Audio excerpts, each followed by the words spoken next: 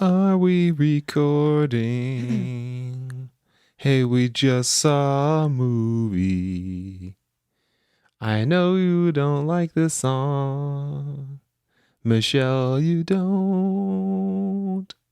I'm just not going to try and sing along. It always comes out terrible. At the end, it was a little pitchy. Mine was. But hey, I'm not auditioning for the voice or something. This is all being like that. cut out anyway. No, it's not. This is going to be how it starts. I already said hey. Did you? Yeah, I did it in the song. I did it in the song. Oh, okay. Well, let's start for real. No, that was for real. Oh, okay. Well, I'll say hey. Okay. Hey. Hey. We just saw a movie. I already said that. Oh, whatever. So, hey guys, this is Michelle. And this is Miguel. I don't know, Miguel. You gotta go. I don't know okay, you. Sorry. You have to go.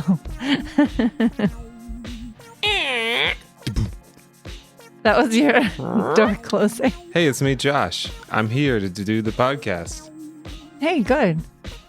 Did you see Miguel in the hallway? I didn't. Who was Who's that Miguel? So yeah, we saw a movie. We did. And it was a good movie. What do we see? We saw, it's funny. I was thinking about the previous podcast and how we did it like a cliffhanger, but the title tells you what movie we saw. So now unless you were just blindly listening to us.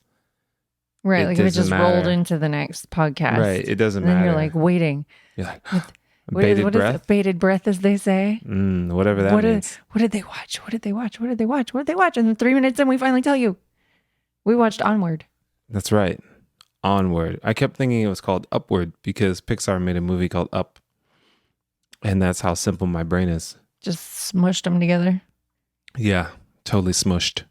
I mean, they both had quests. They did. One was a true quest with it sounds very un-PC of me to say monsters. But they weren't even monsters. The funny thing is they're elves. Oh, I didn't know that until like 3/4 I thought you meant like the actual movie. monsters you had to fight, but you meant the people. I meant the people, yeah, because they're not like human and they're not animal per se. So usually that falls under monsters. They're elves. And they're blue, so they're magical beings. that's kind of monsters-y. So I don't remember the last thing we did when the last podcast we did. Was it The photograph? the photograph? But we haven't put that up yet. But maybe it'll be up before We'll post it before we put this up. Okay. So yeah, when did we see the photograph? Last week? Yeah, I think so. Yeah. I was gonna say Valentine's, but we didn't. We saw something else on Valentine's. It came out on Valentine's. Came out on Valentine's, and we waited weeks. Can't remember why. With bated breath. With bated breath to see the photograph. Yeah. So we've had the week off, I guess, because we didn't watch anything in the last week. Did we not? Not like in the theater. We've obviously watched a lot of things. We watched other stuff. Yeah. I watched Top Chef Just Desserts. Ooh, season 2. I have no idea. I just found it. I don't know when it taped or whatever. Could be years old. I have no idea. Just found it on Bravo. We watched the reunion to Love is Blind. Yeah, if you haven't seen Love is Blind. Even Dan Harmon is watching Love is Blind, and he hates a lot of things. Or at least he tries to act cool and say that he hates a lot of things. This show is bonkers. Yeah. Just watch it. Watch Love is Blind. It's a great binge. And watch it. It's on Netflix. Is Aaron's podcast talking about Love is Blind? I don't know. Yeah. What's Aaron's podcast called? It is Final Rose Material. Yeah. So she does Bachelor stuff. Yeah, so she check talks that about out. The Bachelor. I think as soon as episode's over, she records and then up the podcast goes. Is it always in season? Is it like Survivor? Yeah, pretty much. It's either The Bachelor or The Bachelorette or one of those gone on an island and we're going to make out with everybody on the island. There's always hoochies and hoochers to be coupled up with. That's right. I'm judging people. Josh, Come at me. Get those Twitter fingers on. I won't know for 6 months because I'm barely on. Women's Day. I'm barely on. I said hoochies and hoochers. All right. Equal opportunity. Okay. You know. Well, So anyway, it's if you're a both Bachelor sides. fan, check out her podcast. Final Rose material. That's right. We rep all sorts of people we know because we know a lot of creative people. And deep down inside, everyone's creative. Way deep down inside. Yeah, like in your gut where your poop gets made. There's something in there that's a brewing and a bubbling creativity. Yeah, bubbling. Find that black goo. Ew. Let's talk about the movie. You talk about the movie? No, actually, first. Way to switch it up. Before the movie, we saw some previews. We didn't know what was going on. But then there was a Simpsons short. That's right. They made fun of how they are owned by Disney now. Mm-hmm. Homer had some donut Mickey ears. Yeah, it was Homer holding 2 donuts or something. Yep. As Mickey ears. Yep. And then in the Gracie Films ending, there was a Mickey Mouse in the audience. Mickey was in the audience. You know, when this started, it's called Play Date with Destiny. Yep, you got it right. I did get it right. And then it started and had Maggie. And I thought, wait a minute. Is this just going to be that other short where it's Maggie and then she goes to like daycare or something? Oh, yeah. Because I couldn't remember what that one was called. But it was not. It was just, are all the shorts Maggie shorts? I don't know. I just know that other Maggie short that won an Oscar. So, that was pretty good. Yeah, I don't know. I haven't paid attention to the other ones. I want to look at the writing credits. Actually, are there more? I don't know. That's what I'm saying. I know James L. Brooks was credited as a writer on this one. So I was like, oh, interesting. It's funny because James L. Brooks is like Mary Tyler Moore and whatever. And like Mary Tyler Moore is not even alive anymore. So I'm like, how old is James L. Brooks? So, yeah. Oh. James Old Brooks. Stay away from... Wash your hands. Wash your hands, James Mr. L. Brooks. Mr. Brooks. Don't and touch Mel your Brooks. face. Please wash your hands. All the Brookses. Betty White. What's his name? Who plays God all the time. All old actors that we like, wash your hands. The ones that we don't like, still just go wash wild. your hands because we're good people and we don't wish you dead. No one wants your creativity all over their hands. So yeah. Well, so anyway, what did you think of the short? Did you like it? It was cute. That was cute. The audience was like insane. It was like they were watching stand-up comedy. They were like, the laughs were just insane. I felt like we were like this was being filmed in front of a studio audience. Like the laughter was like the bits that were happening. Like Maggie. So yeah, Maggie goes to Marge takes her to this park. It's called like once you pass here, no injuries. You can't sue us. It was like not our fault park or something. Yeah, like that. or something. So she takes Maggie over there, and Maggie meets this boy, and they have all these moments and cute baby stuff, like they share pacifiers. I don't know, something throwing sand at each other. I mean, usual baby courting. Yeah, you know how babies court. How babies date. So then the next day, Homer takes her, but doesn't take her to the same playgrounds, and then she's mad because the guy's waiting for her, and then she's trying to find a way, and then the funny thing, so one of the bits was she's in that car seat she's in the beginning of like the way the show's been the last 30 years. So she tries to turn into that park, but Homer keeps driving straight. And then she's like, wait, what? My wheel doesn't do anything. Yeah. So everybody's like, it's just like, okay. It was a cute gag. That was cute, but it wasn't like, right. It's not like you went and saw, I can't think of a comic that hasn't done something bad towards women that comes to my head. I was going to say Louis C.K., but that doesn't work. One of the other ones. So it wasn't that funny, but they all laughed. So, but I don't know. Maybe they were trying to get their kids to laugh. Maybe they were with the kids, and they were like, kids. I heard a kid. I heard a baby. A baby is a kid, though. True, but I didn't see any children I didn't even see the baby, actually. I just heard the baby cry a couple times. That's true. But when we were leaving, no, that's not true. I saw one kid. One kid out of 200 people? She was like 7-ish, probably. Yeah. I don't know. She could be 12. I don't know. She's that one Russian girl. They can't find out if she's 13 or 43. Right. But yeah, so eventually Maggie gets to the kid, and he's on a train, and she's like, "Oh my goodness, he's on the train!" So she's trying to run to the train, and then he's a scrappy young lad. He has a bow tie, and he puts his bow tie out. She grabs onto it, and the bow tie stretches, and he loses grip, and she falls. And then he goes off on the train and she's like, oh no. And then obviously, it's a kid's train. So it's just a little loop. It immediately circles back around. It zooms out. They immediately circles I around. love that scene. It was so classic, like the classic romance run for the train situation. Yeah. Because you will babies. never see your love again. That's right. Once this train goes away. But she saw her love again. Yeah. And, Then they rode the train together. Yeah. And probably grew old and had children. Or immediately forgot about this play date when they got home. Like we all did when we were kids. We were like, I'm Josh. Like, I'm Pat. And they're like, you want to play? Like, yeah. And there's like, bye, Pat. I'll never see you again. Or we're going to be best friends forever. And then when you get home, ooh, we're having mac and cheese. You're like, 21 Jump Street. What'd you do today? I don't know. Played with rocks. I played with somebody. I don't remember his name anymore. Yeah. So yeah, that was the short. It's a cutesy little Maggie story. Yeah. Old Mags. Old Mags. That's what we call her around here. That's right. Old Mags. These old Mags around here. So, onward. Onward towards the movie. I want to say this first before you say anything. Big statements. Okay. You didn't really want to see this movie. I did not. I will admit. Michelle was a hater. I was. Michelle, the hater, Weatherspoon, LaRue, Cortez, S. Gonzalez. I don't know where all those names came from, but It came from your hatred. Okay. Well, I did not want to see this movie because the torso and the legs, just legs running around, weird. He's got legs. He barely knew how to use them. Yeah, he did barely know how to use them. That's true. Good one. See? Haha, I'm good. You're learning.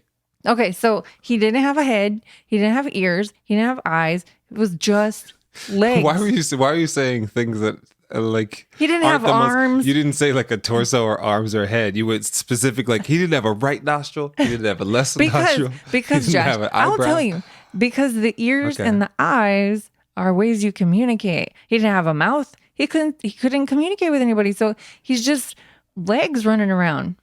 And they had to tether. Okay, I did think it was clever. They tethered him with the dog leash. That was funny. That was funny. So they could just drag him along. And then they put a stuffed sweatshirt thing on top of him. So it was very Weekend at Bernie's. It was very Weekend at Bernie's.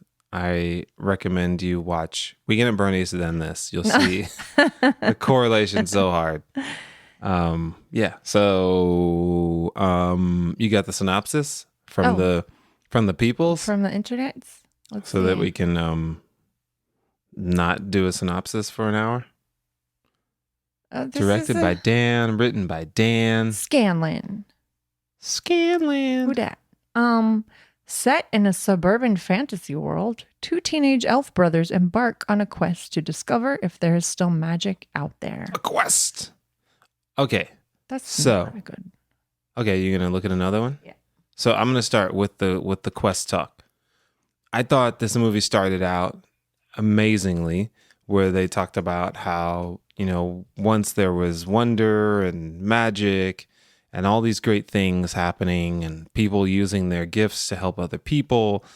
And it was all magic stuff. So people made fire for other types of, well, they're not people at all, but elves made fire for other beings, and these other things did this, and they did all this magic to help each other and advance their planet or whatever. But then people started realizing science and technology, and then they were just kind of like, we don't really need magic. Because they said magic was hard. Right. And so it was like, oh, we could just use electricity to turn on a light switch. We don't have to say, ickity-bickity, and... That's how you turn on. That's what I say when I turn on lights. Yeah. So they don't have to do that to create fire, which I just thought was a great parallel between this world that makes us, that at least I feel like makes you want to care about it. Because I think about the world we live in now and how everything is so easy and everything is so like ubiquitous that magic and the wonder of like when you hear about going west and all that, you're like, whoa, now obviously like it was not easy. So that's the reason why people want it easy. But being able to go out somewhere and say, I want to claim this land, or I want to do this thing, or I want to do something really spectacular in this day and age is really hard because there's either an app for that. it costs way too much money. You need 40 investors. It's like all these things have been made easier, but have also made it like to where you can't, in some ways, find your destiny the way that people used to, where you found out if you were strong or you were brave by just like going out in the woods and trying to find your way back, you know? It's like, now it's just like, oh, well, I have, within a lot of places, except for remote places, it's like, you can't go on an adventure per se, because you're like, oh, I guess I could just pull up Google Maps or... We're not wizards. That's true too. But I'm saying in our I hear own what you're world, saying. Yeah, I get it. you know, I thought that was kind of cool Yeah, I because get it it. made me go like, huh, yeah. It was also kind of like I do the use too premise many of apps. it was kind of like the premise of Wall-E, where the people were on those people movers and they didn't do much of anything. So it was just weird. It was just interesting that it reminded me of like those 23andMe commercials where they're like, my grandfather, you know, was a war hero and he did this and blah, blah, blah, blah. And I think you like sometimes when you don't know your lineage or your heritage, it kind of like, can diminish you in a way because you're like, well, I can't do that. I'm just blah, blah, blah, blah, blah. But then somebody lets you know like your great grandfather was this guy or you were related to George Washington. And you're like, yeah, I can run for office or I can. So when you find out that you come from like a line of not magical, but wizards or, you know, you have some power to slay dragons or something. You're like, oh, I didn't know that. Or just to fly, you know. Right. It's just kind of cool. Some deep thoughts at the That's top me. of the Pixar. I drop them deep. Ooh. Some deep thoughts coming out of this Disney production. That's the thing with these Disney movies. No, that's the thing with Pixar movies. That's the thing with these Pixar movies is you can't just go enjoy a Pixar movie. These Pixar movies dig deep. Most of them. We can't go and enjoy a movie. Yeah, Pixar makes you want to cry or laugh or cry. Yeah, what's wrong with that? What's wrong with laughing or crying? I'm just saying. Pixar makes you dig deep. So I hear you. They did. It is I did find it funny, the reflection of like, I didn't expect it to be so city. Like it started out all magical and like you're saying, like it was woodsy and fairies and mermaids and then it fast forwards and we see they're living now and it was very whatever city they were trying to replicate. But I was like, oh, that looks like every highway we drive on. Like, right. Except for they lived in mushroom houses. Like, right. There was that. Well, yeah, it's still kind of the vibe, the old school vibe. I think that's the thing, though. I think we live in that kind of thing where we have all these things that kind of remind us. Like in Hollywood, we have all these classic Hollywood things that are abandoned. Right. Or we have these classic Hollywood things that kind of take us back to this time and make us feel good, but they actually have no real value or merit. So what's the thing that takes us back that has no merit in this movie? I think kind of just everything really. So in the movie they have their school. I forgot the name of their school. Their New town. Mushroom. Yeah. Their school has like a dragon on it and then like alludes to, and then everything has the medieval text. And okay, so it's like all the food and so all everything. the history was there, just nobody paid attention to it anymore. Right. Well, it had no value. It was just kind of like, it's like you don't really know, but I'm saying you don't know what that means. Like when you see 3M, most people don't know it's mining materials and whatever. Like the meaning behind all of the things that they're looking at, and like they're looking at like, I don't know, medieval snacks or whatever. They don't really know like what that means. There's no connection. And there's like a guy with a sword, you know, and it's just like, I don't know. So that plays out all over this movie. I thought it was great. But real quick, I'm going to read the better synopsis of this thing is two teenage elf brothers, Ian and Barley Lightfoot, go on a journey to discover if there is still a little magic left out there in order to spend one last day with their father who died when they were too young to remember him. So that's where this whole thing sets up. But the characters, since we're talking about the forgotten magic or whatever, is so the main family, they're all elves. Mm-hmm. And the mom, she's single now because the dad died a long time ago. Singled out. So she's got a boyfriend and he is a centaur. Centaur. Yes. The horseman? What's the one? No, he's a minotaur. No, a minotaur is What's the one like with just the legs, just legs? the two legs. I think that's a minotaur. A centaur, I think, is a horse with a man chest. Okay, well, body. he's the horseman. Bojack? No, but he drives a truck because he doesn't run. He has horse body. He has horse he could legs. run. He can run. He just doesn't need to because he's got a truck. Yeah, why not? So that was like all the characters. Right. Most of the characters had some sort of ability they didn't use. Like the pixies didn't fly. They didn't know they could fly. One of them left the group. Yeah, okay. Actually, well, no, they all found their way back in the movie. One of them left? Well, they all get scattered into the wind in the traffic. Oh yeah, but then they figure out they can fly. Yeah. So then there was another dragon thing that she said she stopped exercising her wings, so she couldn't fly anymore. So it was like all these magical beings that just walked around like idiots, like dummies that can't fly. They just walked around. Yeah, they didn't know that they had this power within them.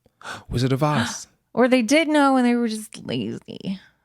Yeah, I guess the centaur guy like knew he could probably run. He knows he's a horseman. Yeah. So anyway, I guess the pixies are the only ones who didn't know that they could do that. Yeah, they thought their wings just didn't work, like they were chickens or something. Yeah. Everybody else kind of knew, but they were like, eh. Yeah. So anyway, yeah. So. Well, let's look at the two brothers. Like, I thought, what was it? What are their names? Lightfoot. Oh yeah, Lightfoot and Barley. Ian and Barley. No, Ian and Barley. Ian and Barley. So yeah, their dad has been gone, and he's been dead. Yes, he's gone from the earth. Yeah. Or he's in the earth. I don't know. He could have been shot out into space. So the Barley is the older brother, and then what did you say? Ian? Yeah. Ian's the younger brother, and Ian hasn't seen his dad, doesn't remember his dad at all. And then Barley has like a couple of memories of his pops.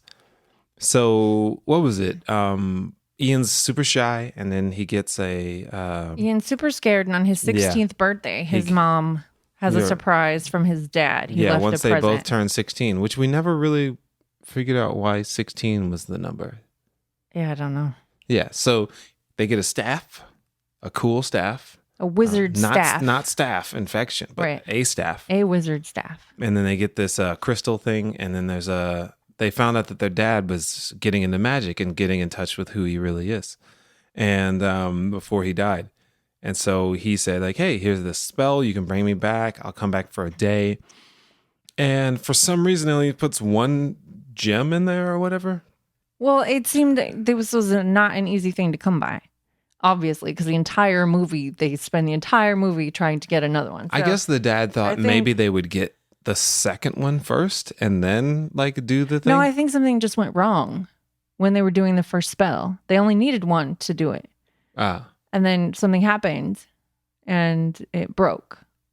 Gotcha. That's how we ended up with only half a dad. Sounds like when I do something having to do with like building something. I'm like, this will be easy. All I need is this. I'm like, crap. Right. I got too few screws. Right. So yeah, that's how they end up with their dad being halfway. And he's a waist with like a glowing transporter, transcode. What is it from Star Trek? Yeah, that just like transporter, the blue swirly. Yeah.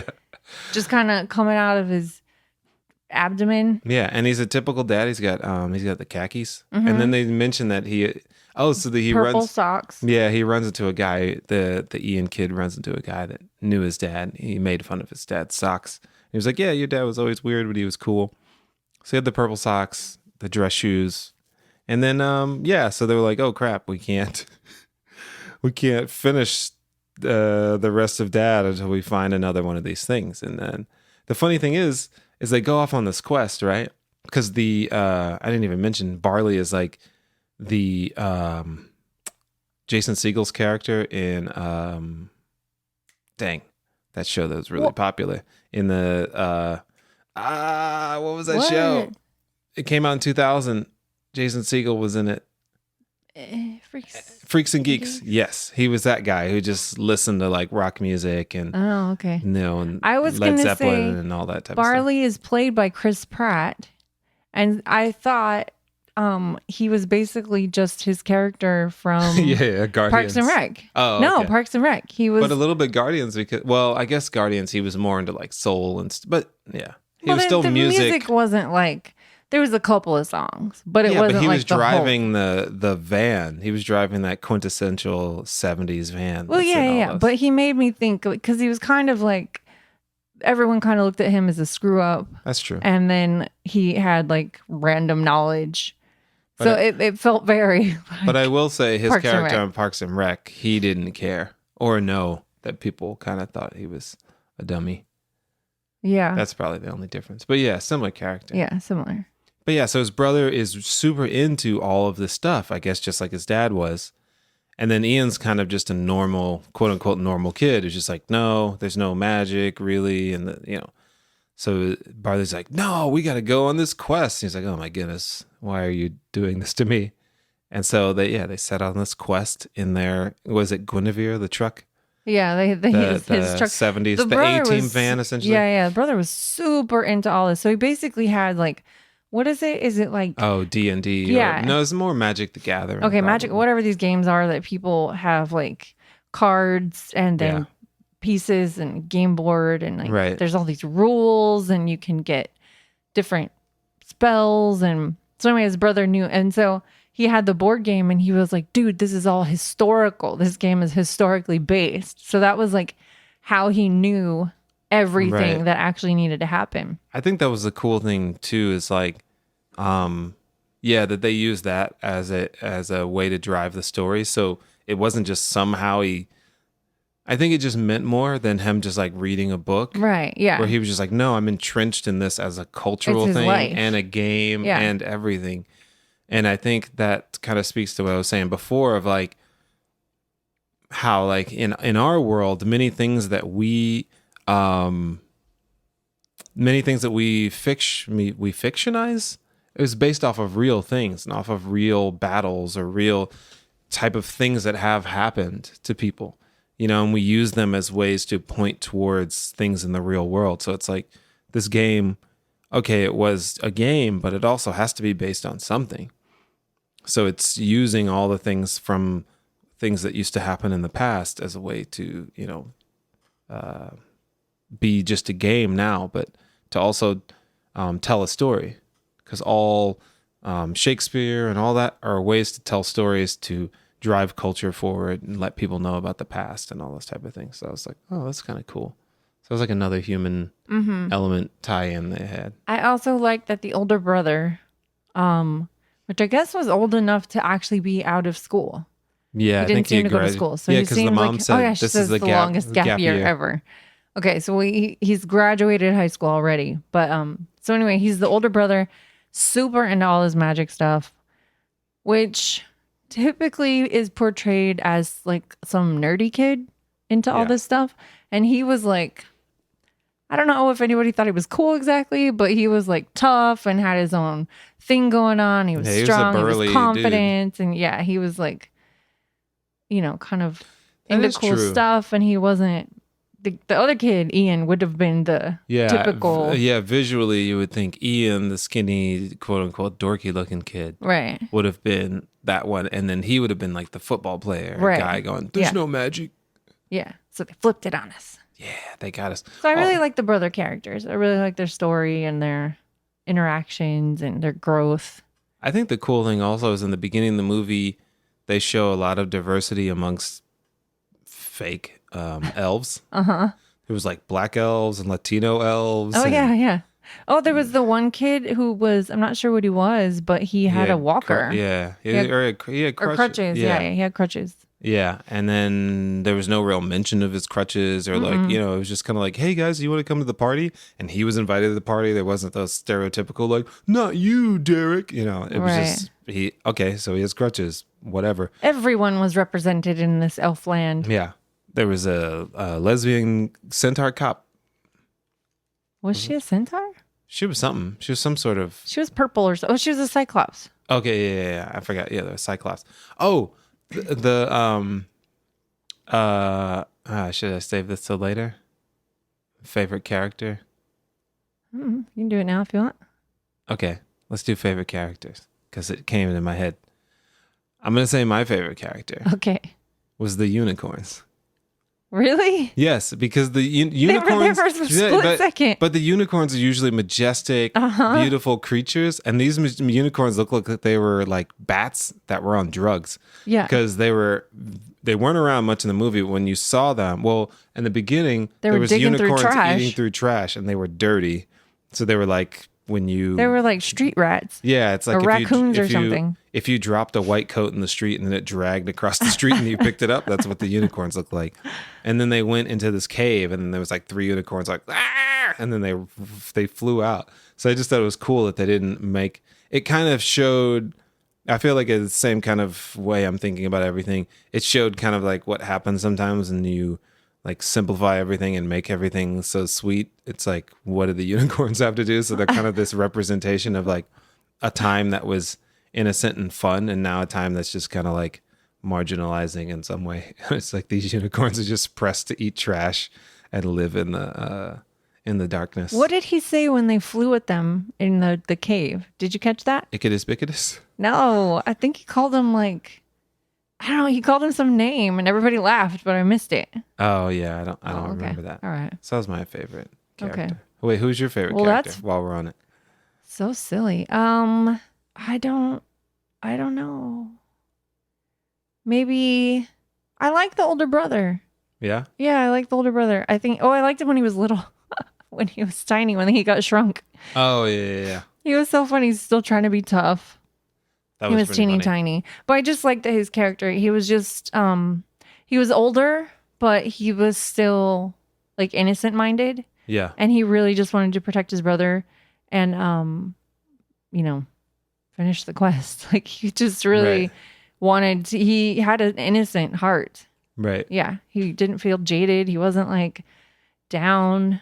That's true because it's once again, it's like the older brother would have been the one that was just kind of like everything. Yeah, everything was kind of flipped because when they started the quest, they were on the highway, and the highway was going to take them Straight to the mountaintop, which straight is to where the they thought mountain they needed to go. But then the older brother was the one who was like, "No, we need to go on the Peril, the path road of peril. and do that whole thing." Which you would think it would be the younger one that would want to do the quote unquote unwise thing, and then the older one would be like, "Hey, let's go." Right. So I thought that was kind of. They cool had a little just heart to flip it. heart. That he was like, dude, listen to me. You never listen to me. I know what I'm talking about. Right. I will get us where we need to go. I need you to trust me. We will go down this path of peril. Yeah. And it will be fine. And yeah, he was like, because we're always doing what you want to do, which reminds me of Rick and Morty, Ah. where he said, "Rick, we always get to go on your adventures, but what about my adventures? Because your adventures suck, Marty. Was it every 5 adventures, mine." I did a decent Morty. That's okay. Sorry, it's all right. Yeah. Off the cuff, that's pretty good. Yeah. But yeah, I think what was it?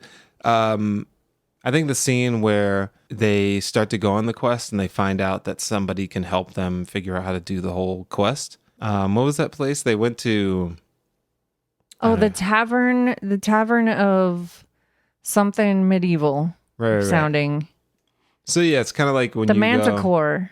They had to go find the yeah. Manticore. The Manticore at this place. So Doesn't that sound like an evil corporation in a movie? Manticore Or like in that show that you sounds like like corporate that sounds like a boss in a battle. Manticore? Like something that would be in like Zelda. You have to fight the Manticore. But Yeah. she was like a very strong. Yeah, she was a strong character. It's just that she wasn't for evil. So right. then, It sounds like an evil corporation in Right. that show you like incorporate. Yeah. yeah, Like it would be spelled with a CORP. Like Manticore. Manticorp, Yeah. Anyway. corpuscle. Yeah. Anyway. But yeah, I really like that because it also kind of plays in this whole thing of like medieval times. Obviously, they go to this place and they think that the Manticore is going to be there to help them on their quest, and she's doesn't do that anymore. She just runs a TGI Fridays. Yeah, so a medieval themed TGI Fridays, and so she doesn't use her wings. She doesn't. Her sword's just like up on a mantle. Yeah. The quest map is just up. It's just like just the what's it called? It's all just decorations. It's the flare. Yeah. It's just the flare. And the walls aren't even like the stone anymore. It's all plastered bricked over. over. Something and.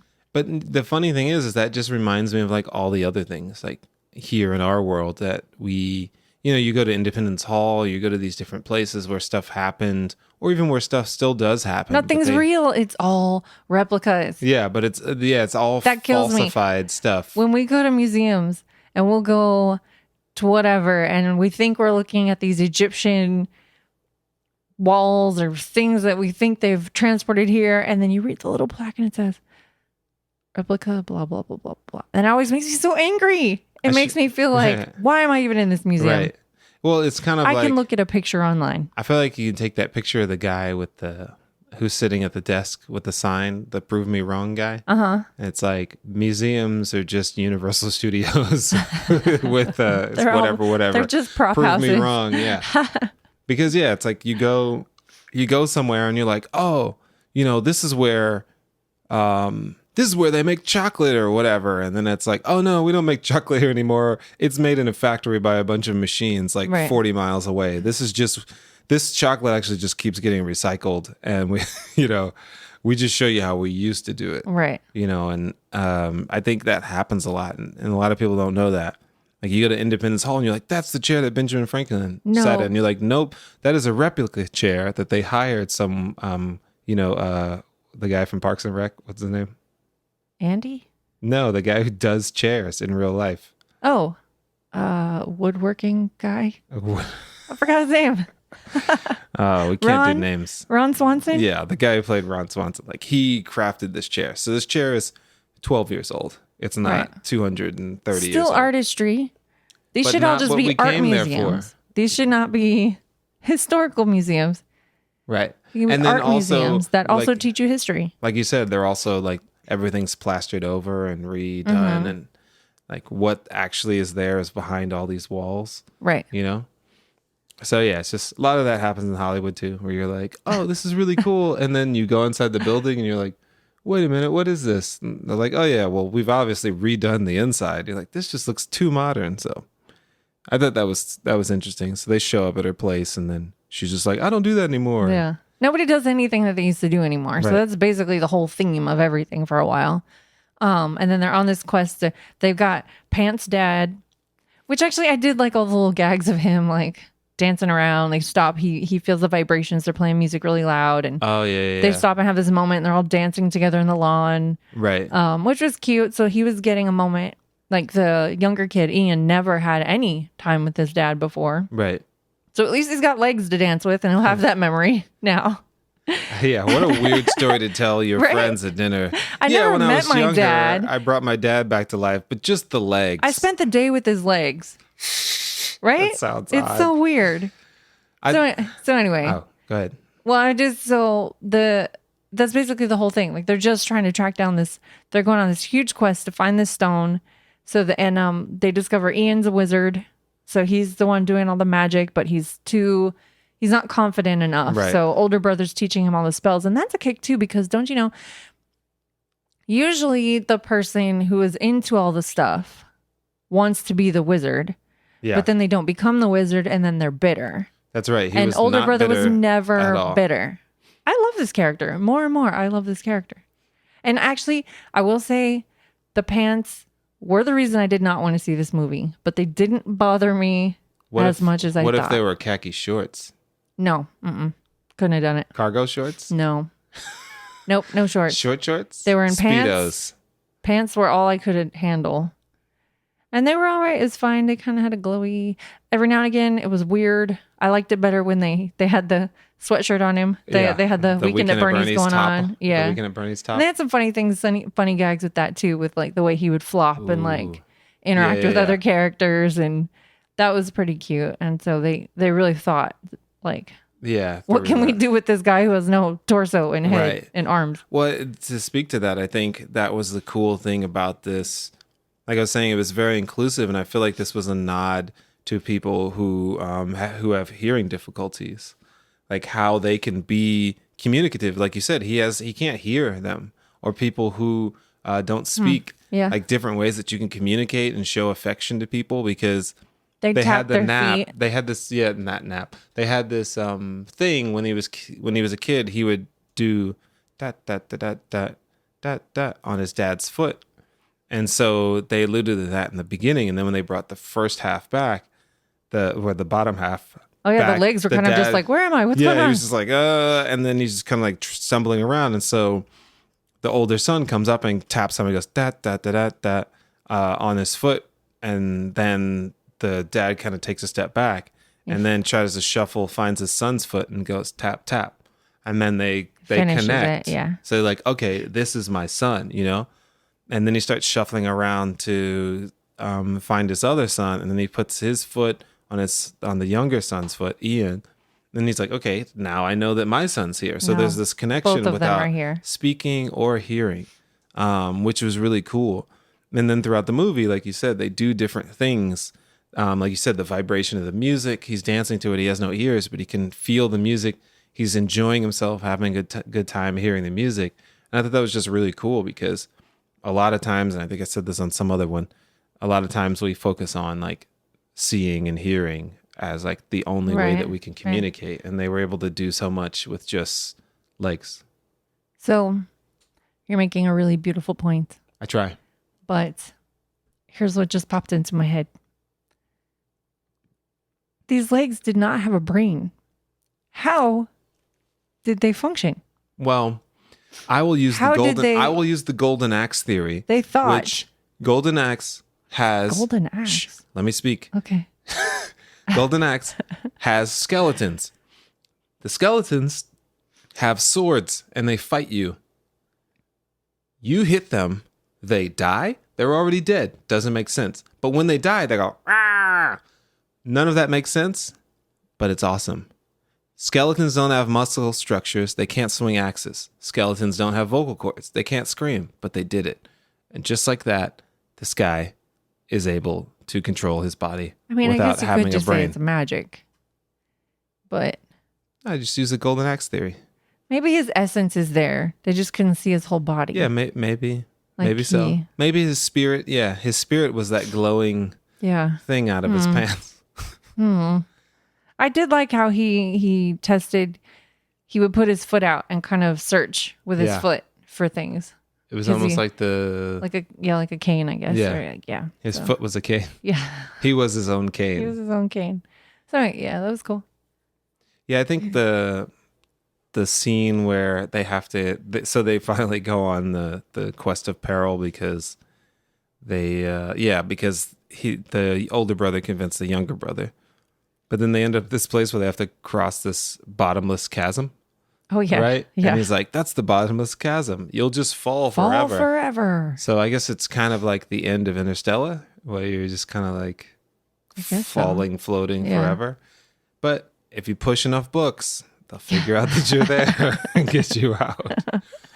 But I thought that was kind of interesting because that's where he had to. Well, yeah. So this is my other deep thought. Sorry. You have a lot of deep thoughts with this movie. There's a lot of deep stuff in know. there. It's very simple, but there's a lot of layers. Yeah. It's like I an told onion you, with an Pixar onion. makes you think. But I thought it was interesting that you, in life and through challenges and like putting yourself out there and trying things and pushing yourself further, you end up working through all the things that you don't know and you're afraid of. You know, it was like Ian going through all this. He learned how to drive, which he was afraid to do. Right. Like he did the driving school at the beginning of the movie, and then he chickened out and exited, or they asked him to exit because he almost got everybody killed. So he learns to drive. He learns to be fearless. He learns to like solve problems and all these different things. And I thought that was kind of interesting because these stories that we read in school or whatever, it was interesting because I've never really thought about them. Like these are stories, like I said, that are telling you about yourself or who you can be. And so like this movie was kind of like that, where I was like, oh yeah, this this quest isn't just because I feel like I'm trying to think of like Lord of the Rings and all that. I guess so. I think Wizard of Oz, like I said, is probably the only other one that's like that, where like through the quest you actually realize who you are and learn about yourself in a probably more obvious than any of the other quest films. But this one felt like one of them because it was just like so obvious. Like he learned how to drive. He learned to fight his fears, like crossing that bridge with the invisible right walkway thing. right That reminds me of Mario Invisible Odyssey, bridge. where you have to become the Stonehenge guy. Oh yeah. And then there's the just you walk. put the sunglasses on, you could see the path. Yeah. And that's only timed. But yeah, so he has to cross that bridge without being able to see, and he doesn't realize that the rope that his brother tied I was him. actually like really worried during that scene. He's not gonna fall. He's the main character. Yeah, it's a Pixar He's gonna movie. make it across. It's not 1970. Right. I was actually like, ooh, just run, kid, just run. Just quit dancing around up there. You can fall. Yeah. Oof. So he had to cast a spell, but if he didn't believe it wholeheartedly, it would fail. So the spell was an invisible bridge across this never-ending chasm. And it didn't materialize, it just stayed invisible. So he had to just step out on faith that this thing was there. Right. I'm sure this is going to be used in a lot of church sermons. Yeah, probably. So his brother ties Onward for Jesus. Onward. So his brother ties a rope around him and is like, okay, cool. So step out, like just go. I have a rope in case you're scared. And so obviously the first time he goes, he's got a rope tied around him. He doesn't believe it's going to be there, right? He has the rope. That's his security. So he steps, he falls, obviously. So he comes back up and his brother's like, okay, do it again. He's like, now what will happen? What's the worst that will happen? You didn't die. Do it again. So he's like, okay, all right, cool. So this time he actually believes that he did the spell right. He still has the rope on him though. So he keeps walking. He's super jazzed. He's got this invisible bridge going. And then the rope runs out and the brother's like, oh no. And about that, he's like right in the middle of the gap. And so his brother's like, you still got the rope on me? And he's like, yeah, I still got the rope. Keep going, buddy. Keep going. He's like dancing around and like, he's like, let's hurry up, man. Let's keep going. Cause at this point his brother could die. You never want that. No, but then he makes it across and then finds out the rope had not been tied to him, in fact. And it was just a cute scene because his brother is just like the cheerleader. And then I was so worried. Yeah, I was so worried. I was like, run faster, kid. You're going to die. That reminds me of that short video I seen where I told you about that. The guy is running across that planked. Your little running fingers. Yeah, he's running across that planked bridge, and he like runs, and there's like big gaps in between the planks, and he jumps and jumps and jumps and jumps, and this last jump, the hook, you realize the hook was barely fastened onto his back. Oh, like the safety harness. Yeah. So it's just the thing that you're supposed to do, like kind of like ziplining, like, oh, look at me, I'm falling through the air, and you're not. You're obviously tied to something. Right.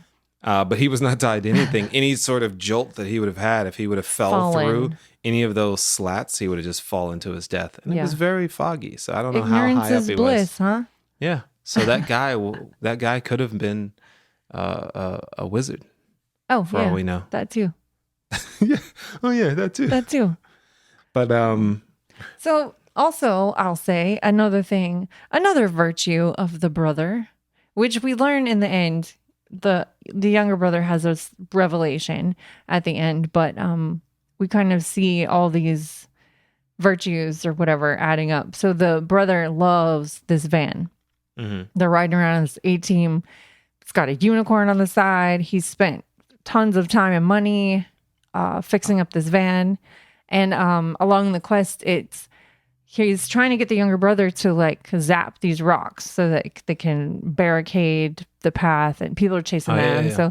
So and mind you, the dad legs are still with them. Dad legs are still with them. And so the younger brother can't get the lightning spell to work, and so older brother sees what he has to do and decides to sacrifice his van and smash it to bits in the rocks, and He Armageddoned his van. yeah, he barricaded. His van was Bruce Willis. He Bruce Willis his van. Right. He sacrificed it for the quest for his brother and so they could carry on.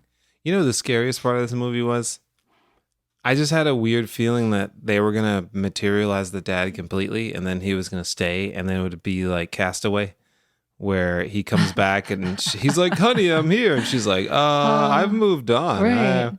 You know, or what was that other show, Manifest? Yeah, where that happened. Yeah. The lady got remarried. We never finished or whatever. that season.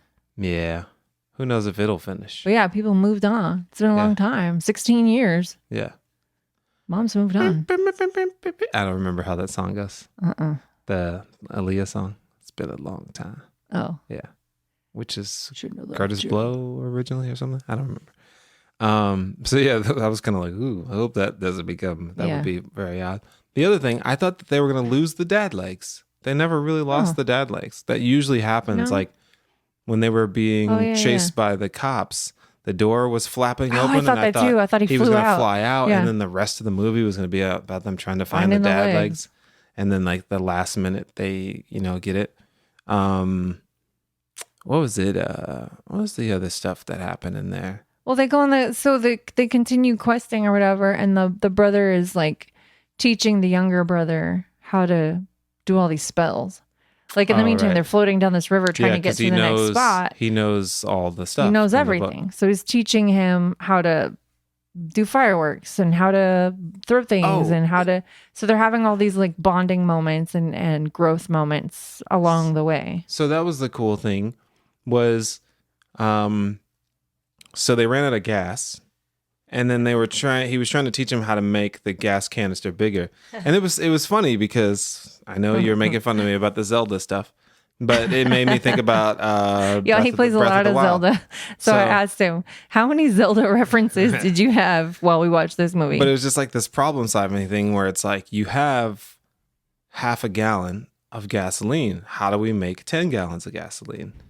Mathematically, I don't know what that would be. But then you just make the canister bigger, which then makes the liquid bigger. So that's what he was telling his brother. So his brother tried to do that. And the funny thing is he messed it up, and he said, I guess for every reaction, there's an equal and opposite reaction, is essentially what he was telling his brother. So he tried to make the gas can bigger, and then because he didn't have faith or did it wrong, I don't remember. I think his brother distracted him, so then his focus was on his brother. Oh, and not the gas can. Right, which had an opposite reaction and made him actually shrink his brother. Yeah, so his brother became tiny, and so he, quote unquote, messed that up. But then he took that information, learned from it, and then when they needed to float down the sewer or somewhere underground, he made a cheese puff really big. Really big so they could float. Yeah. And so I like how also patient the dad was. He was just chilling. Yeah, the legs were just like, I don't know what's happening. Yeah, I'm just here. He's like, I'm on a giant, if this feels like a giant cheese puff, maybe. I'm sitting on, he has his legs crossed. He's just like, this is a fun float, right. Do. And so I thought it was cool that they took like, he built upon everything. Right, he built upon everything he was learning. Because he remembered that later his brother had said, like, in wizarding or whatever, you have to use what you have on you or use what you've got. That sounds like me in the shrine rooms in Breath of the Wild. Okay, do tell us. I'm not going to tell you all the shrine rooms. Okay. That story that's a separate podcast. All right. But I thought that was cool that they really thought that through, that it wasn't just just this seeming, just these scenes that kind of happen that point you to a thing, but they all like collect on each other. This movie had a lot of heart, a lot of life lessons here. You got heart, kid. Use what you got. That's Build upon what you know. That's right. Listen to your older brother. Shake what your mama gave you. That too. Oh, speaking of the mom, she was cool. Segue. She was cool too. She didn't do like the normal mom thing where like the mom character doesn't do anything. The mom just freaks out. Right. So she was like, all right, my kids disappeared. This is where I think they're going. I'm going to hop in the car and figure this out. And then along the way, she gets her own assistant to help. Was like, hey, I know you have information. You're going to come help me. We're going to go find my kids and da da da da. Right. So the lady they're on that their own helps her, quest. the lady that helps her is the Manticore. Yeah. Yeah. So the Manticore realizes like, oh, I've been sitting here, doing nothing, not actually using my gifts. So let me help this lady find her kids. So yeah, that was really cool that the mom, she got to have a quest. She wasn't just sitting at home or saying, please help find my kid. She had her own little mantra because in the beginning we see her doing like the P90X or whatever that was. Right. And her little thing is, I'm a powerful warrior. So that's kind of carries her throughout the movie, and she saves the day in her own ways. I feel like that's one of those things where you, like I was saying, you find out that you come from a history of boxers, and then you wonder like, why am I a MMA fighter or whatever? And they're like, oh, you didn't know that you're related to Joe Louis? And you're like, what? And so and so. You're like, what? And then you're like, oh, it makes sense. And that's so she's from a history of warriors. Yeah, maybe she maybe. part of her family was that. Elf that's warriors? that's their lineage is partially like that. Could be. Real quick, you want to take a detour into cast? Let's do it. Because let's put on that cast. This movie, I could only pick out Chris Pratt. Yeah, and me too. I knew Tom Holland, but I forgot that's who that was. So let's take a look. So we had Tom Holland and Chris Pratt were the brothers. Julia Louis-Dreyfus was the wouldn't mom. have thought that ever. We just put up downhill the episode, and I'll get on and on about how much we love her, and I did not pick up that voice at all. Also, Josh, did you know the Manticore was Octavia Spencer? I didn't know that at all. That was a familiar voice. I knew that she was a black woman that I had heard that voice before, but not who. I think the Ali Wong was in there. She was the other Ali cop Wong when they pulled them over, and Leah Waithe. I've had a feeling that was Leah Waithe, and Lena, whatever. So that confirms that she's the voice of the AT&T commercials because I looked it up once and it wouldn't tell me. So okay, that was the same thing. What did she say? It was two. I don't remember the campaign. It's on all the time.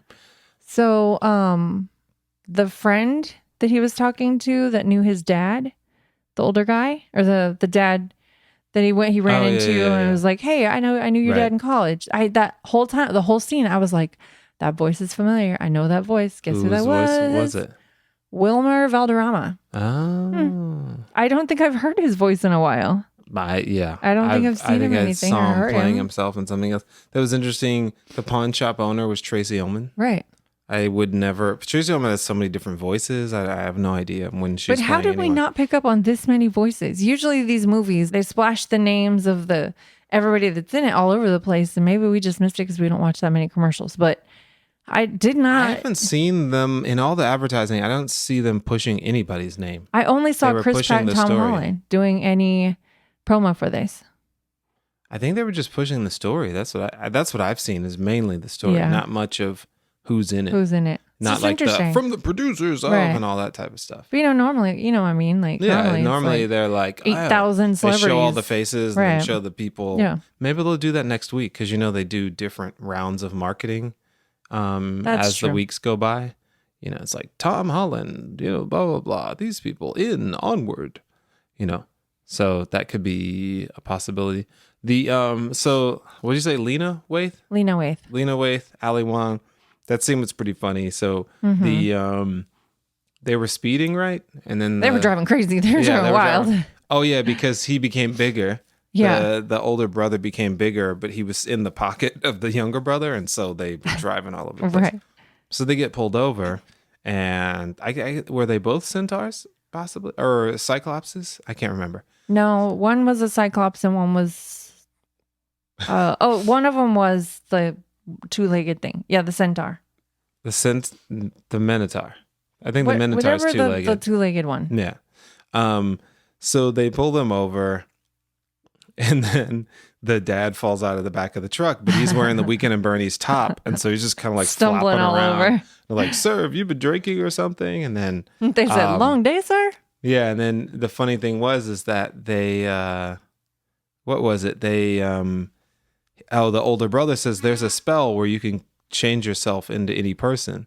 And so they change themselves into their mom's boyfriend, who's also a cop. Right. And it was funny because they did the whole 2-part horse thing. So the younger brother was the head and the front legs, and then the older brother was bent over as the butt of the horse.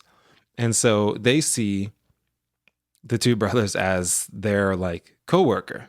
And so he's like, hey, and they're like, oh, what are you doing here? He's like, oh, I'm just, they're like, are you showing your son how to drive? And he's like, yeah. But the funny thing is that he couldn't lie. The spell was you could turn into somebody, but you could not lie, which is actually a cool thing that I wish could happen for the future when people are deep faked. And then when they lie, like something switches in the software. So then he's like telling the truth, and he tells a lie. Every lie you tell, it's almost like it's like strip poker. So essentially, you're being stripped back to who you are. Right. So you can tell a lie. So the first lie, his real ear popped out. Right. Yeah. So he has an elf ear, and then and then his hand ear. pops out. Yeah. And so he's trying to like he goes. So as you do when you don't want to tell people the truth, but you also don't want to divulge too much information, you answer with a question or you kind of deflect. So he was managing that whole thing, and then they keep telling lies towards the end. And one of the lies was, they go, well, at least it wasn't that older brother. He's kind of weird. And then he goes, oh, he's not weird at all. And then his real leg pops out. So then the older brother knows that he has feelings that his brother thinks he's he's kind of a screw up. So that was a interesting way of unraveling that and making them kind of confront that part of their relationship. A little conflict, brotherly conflict. And that's when they started going on the other quests, right? He's like, I know what I'm talking about. I know you think that I'm just a screw up, but I actually know some things. So yeah, that's when they had it out. A funny and cool actually ended up in the right place. Right. So yeah, that was a funny but also like key scene. Yeah, it was key. So if we skip, so then there's battles and there's dragons and there's all that. So finally they find the stone, the phoenix thing. Wait, we're not going to talk about the whole thing? What? The whole dragon? I thought that was so cool how the school. Okay. Yeah. The school had like. So, there's a lot of, movies always foreshadow. Well, you got to tell there was a curse on the stone. Yeah, there's a curse on the stone. So when they get the stone, there's going to be a dragon that they have to fight. And the only person who knew that was the Manticore. Manitoba. Octavia Spencer. Yeah, she's the only one who knew that. So the mom and the Manticore are racing to go help the kids because she's the only one who knows who has the sword to defeat the thing. So they go on this quest, they do all this crazy stuff. They're like, we made it. And they almost like drown and they pop up out of a sewer that is right in front of the school that he goes to, which is very funny. History Underground, that show I used to watch on the History Channel, where they're like, underneath you is all sorts of history and things that you know nothing about that goes back hundreds of years. So I thought that's kind of cool. So they pop up right back at the school and you see the dragon. And the whole time I was like, there's something about that dragon. The dragon painted on the wall. Yeah, there's the school, painted. It's the mascot. It's a dragon. So all these things are kind of alluded to real life. And in the beginning, the older brother is chained himself to this old shrine fountain. And he's like, well, you can't take our history, blah, blah, blah. Also, another thing that happens in the world all the time as we live in Hollywood. East Hollywood. And they're just kind of like, oh, this house that so-and-so used to live in, smash. We're going to put a big old condos up. So they pop out and there's the school and then there's the fountain. And the older brother realizes, hey, this fountain has significance. Maybe this is, I forgot how he tied it in. Like the place that they thought they were going was completely wrong. And kind of like everything else, once again, Wizard of Oz, there's no place like home. And that's where everything's at. So he somehow realizes the other gem is inside of this fountain. And then they open it up, and who then comes out? The dragon. And the dragon is made out of the bricks and the things around. Yeah, like the smoke comes out, and it starts like collecting things from what's nearby. Right. So it like literally tears pieces off of the school and like picks up a car and then starts constructing it all into this crazy dragon. And then But the funny thing The was best is the part. red went through all the school too. So at first I thought the dragon was just going to come bursting out of the Right. school like he was resting under there. Yeah. But the best part is it takes the dragon's face from the wall. from the mascot thing off the wall, and it's the face of this That real was, dragon. That was pretty good. And so yeah, it just kind of like builds this. Okay, I take it back. The thing. dragon's my favorite character. Yeah, the evil The dragon evil dragon. is your favorite That character. was really funny. So yeah, they're like fighting this dragon, and then it culminates in the son really pulling all of his strength together and all the things he's learned, and the mom being her warrior, the inner warrior, and the Manticore was forced to fly fly. because their car broke down and they needed to get to the Right. boys. So she was forced to embrace who she really is. right. So then the mom kind of stabs the thing in the heart, Yeah, she stabs it, but she's not but strong she's enough not to go strong all enough the to go all way the way. through. And then the son, he ends up doing something to it. So Oh, he took the Zelda again, Magnesis. He took the sword with Magnesis and then thrusted it into the dragon. But first, what happened was the younger brother had a moment to sacrifice for his older brother. So that was while at they're the- doing all okay. this, they're trying to get the stone so they can cast the spell again and then see dad Right. full. So they start the spell, then the dragon starts to come. As most end of movies do, like Mission Impossible. We have 4 minutes. Right. Hold them off. Right, exactly. So the sun's setting. They only have until sunset is over. Oh yeah, they had 24 hours to do the whole thing. Yeah, so they literally have minutes left. So the boys are up there trying to reconstruct dad. The dragon's starting to come. The mom can't hold the thing anymore. So the younger brother, the stone, like the spell is like doing its own thing now. So it doesn't need both of them there. So the younger So the What? funny thing is when they were, I think even when they were doing the bottom half, but it was almost like it reminded me of 3D printers. Yeah, Like it was when going like 3D level by printers- level. Yeah, when they first started, it was like Yeah. like really slow. And you're That's like, how it was "Come on." doing. It was going so slow. So then Ian he assesses everything that's going on. So he tells the older brother. And then earlier in the movie, Barley had shared the story that his biggest regret was that he we never said the dad died because he was sick. I'm assuming cancer, elf cancer.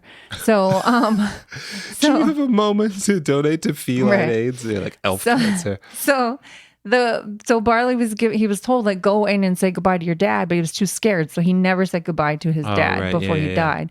So in this moment, Ian thinks about that and says, "You know what? He Bruce Willis is himself. I never met my dad. I never met him before, but you never got a chance to say goodbye. So you stay here, wait for the dad 3D printer to stop, and then you can have your goodbye. Scantron dad. Right. You can have the goodbye moment you never got. And I will just still never, like, he's not really losing anything, but he's Right. helping his brother heal. Because his brother has done so many things for him. Exactly. So he realized all of this really quickly, realized my brother has been my dad this whole time. So my brother played catch with me. My brother did all these things that I had listed that I wanted to do with dad. My brother already done with them with me. I had I had this life. I've shared my life with my brother. I'm going to let my brother have this moment so he can say goodbye to his dad. So it was really sweet. It was a moment for the little brother to sacrifice for him. So he went off to slay the dragon. Scantron dad and brother get to say their goodbyes. He's peeking through rubble to Yeah, watch he's, like, it from kinda afar. like seeing something falling, seeing Right. from another angle. So it's very emotional. Mom, she doesn't get to see her husband because she's also off. She was fighting the dragon. It's So probably she's for the best. somewhere far away. Yeah. So, she didn't get to have one last goodbye with her husband. I thought that was the kind of. Oh, go ahead. The kid is watching from afar, and then Barley gets to have his closure. And the dragon's dying And the dragon's dying. a horrible death. Well, I thought it's that a was- school dragon. It's a building dragon. I think that was the interesting thing at the beginning. I was like, oh, they just pretty much didn't discuss this with the mom and said, we're taking this. Yeah, they're just like, bye. They're like, you don't get to see him, just us. I was like, oh, but I guess she was cool with it. She never. Yeah. She's processed it. She and moved realized, on. yeah, she'd moved on. She said her goodbyes. Yeah. I guess she was cool. Yeah, so then at the end, everybody has realized who they are, and you know, Mm-hmm. they have a heart and a brain, and you know, all that type of stuff. Right. So yeah, the Manicore or whatever, she's flying around. The pixies are flying. So the pixies were funny. Just the quick thing, if you haven't seen it, the pixies are Like a little biker gang. They're like ants. They Ants. work together. Oh, yeah. Because they 4 motorcycles showed up, and I'm like, who's riding? Are these invisible men, or what's the deal? But it was like all of these pixies riding motorcycles, and they were tough and wanted to fight everybody. Right. So the older brother is the size of a pixie at this point because he got shrunk. And then it reminded me when people try to,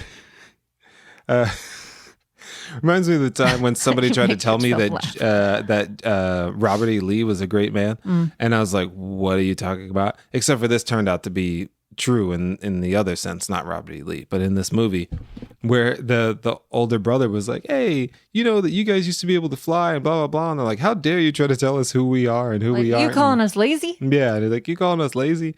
And so then he was actually right. They could fly. And, but so the pixies at the end were flying because they were forced to. They got into an accident and had to fly. Oh, They yeah. had to fly so they didn't hit the ground. Right. They had their wings all of a sudden activated. Yeah, they were like, I don't want to die. When you're about to die, you realize what you're capable of doing. Okay, the best one, though, was the horseman boyfriend cop who started running using his horse body. And he takes off his hat and his hair is like, hair. right, he turns into Fabio. And well, his he hair's doesn't flowing. look like Fabio. He no, just but has his Fabio hair is Fabio hair flowing. And so that was pretty good. Who voiced that character? Oh, who was? Were the unicorns any better off in this? I don't remember if they showed up. Colt Bronco? Oh, Mel Rodriguez. Mel Rodriguez. I don't know Mel. We don't know you, Mel. Who you? Oh, wait. I know that face. Do you? Let's see. Miss Sunshine, Panic Room. He's in the new Twilight Zone, which we need to see at some point. Oh, I'm like, do I remember Last Man from on Last Man on Earth? Earth? Oh, he was Todd. Duh. He played What? Todd. That's Todd? Yeah, I guess that's an old photo, or he lost a ton of weight. I don't know. Huh. Interesting. Yeah, I love that guy. Yeah. Didn't recognize his voice either. Didn't either. But he was a totally different kind of guy. He was just he's a little shy in Last Man on Earth. But yeah, so I thought it was a really cool movie. I thought obviously. So sum it up. So what are the Pixar takeaways from this movie? Because there's always something. Everyone you love will die. Yep. We'll just play that song by the Flaming Lips. Yeah, when you go, when you do things in life, you'll learn about yourself, and you're gonna make mistakes, but you're gonna kind of figure it out. You're gonna, blaze a path. And, keep going. Onward. Yeah, you never know what's gonna happen, so just keep going. Onward and upward, or downward. Onward just means onward. Yeah, and then really just cherish the people that are in your life. Yeah, in your life and in your corner. Yeah. Mm-hmm. So. Yeah, don't look past them just because you feel like you're missing something else. Right. Make sure you appreciate who's there and what you got. That's right. And always have gas in the car. Mm-hmm. Yep. That's the biggest one. Always. Full gas tank? Full gas can. Your dad would say a full gas tank, but I think if your gas gauge works, just pay attention to it. Any last thoughts? No. No? I think that's good. You think that's good? I think we should do it over. Redo this whole episode? Yeah. Okay. Just like stay up Start even over? later and start over. Like, hey just guys, trash it. we just saw a movie. We're starting. Hey guys, we're just starting over. Yeah. Yeah. So go see Onward. If you're like my friend who doesn't really like to not know what movies are about, so you would watch this first, then listen to this first, then see a movie. And if you saw it, let us know what you think. You know what though? This movie also, if you don't want to have all these feelings, it's still a cute movie. Right. It's Like not if you don't want to overwhelming. take anything out of it. I'm just in a place right now where I'm very like Introspective. Yeah, I'm in like an ayahuasca type moment Okay. that is like digging through like Right. deep things in Yeah. my head. So Yep. I'm open and receptive to the Pixar model. You know, other people might be just like, that was fun. Right. They went on a quest and then came back, and Yeah. like, that's fine too. That It's works not too. forced layers. Right. It's just If you want to think, you can. If you want to just enjoy, you can do that too. yeah. I'm interested to know. I said on the way home, I was like, I'm wondering how many kids are doing at the end of this movie. Like how maybe like the older kids could process some of this, but also maybe it'll make them sad. Yeah. That they didn't all get to see the dad at the end and that he disappeared after like 3 minutes. Or they just don't get the idea and they're like, what if dad becomes half a dad one day? Right. And you're like, what? What? Like the dad in the movie was half a dad. Does and I this don't mean we want a can half a bring dad. Fluffy back from the dead too? Right. Like it's, Casting spells. Right. So but cute movie. just remember, magic isn't real, kids.